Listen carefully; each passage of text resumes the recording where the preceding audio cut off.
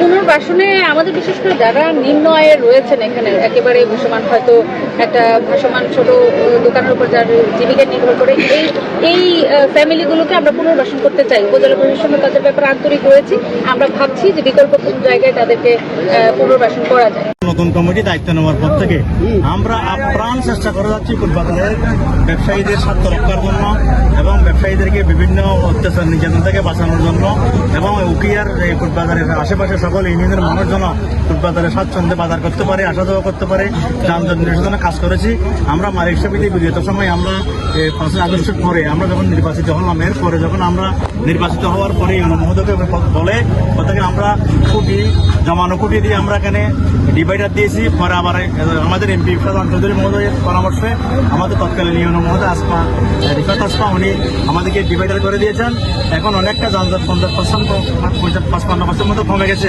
আমরা মনে করি এরপরে আমরা ব্যবসায়ী সমিতি সবাই ঐক্যবদ্ধ হয়ে আমরা এটা আবার ব্যবসায়ী সমিতির প্রতিনিধি হিসাবে আমি উপজেলা বিএনপির সাধারণ সম্পাদক হিসাবে আমি এটা বারবার আমরা আইন শৃঙ্খলা কমিটির মিটিংয়ে আমরা উপস্থাপন করার কারণে আজকে ইউনো মহোদয়ের নেতৃত্বে আমাদের উপজেলা বিএনপির সভাপতি এখানে আমাদের জামাত ইসলামের উপজেলা আমির আবুল ফজল মহোদয় থাকার কথা ছিল, ওনার প্রতিনিধি এখানে আছে।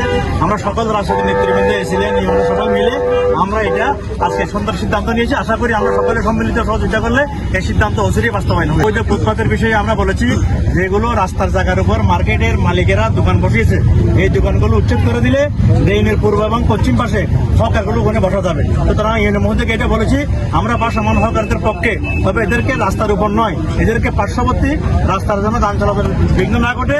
জমিদাররা একটা দোকান মার্কেট করছে, আবার দোকানের সামনে আরেকটা দোকান বসাইয়া এখানে আমাদের ফুটপাতে যারা বসে এদেরকে মানে ব্যবসার বিঘ্ন ঘটাচ্ছে, সে ব্যাপারে অচিরে সিদ্ধান্ত হবে।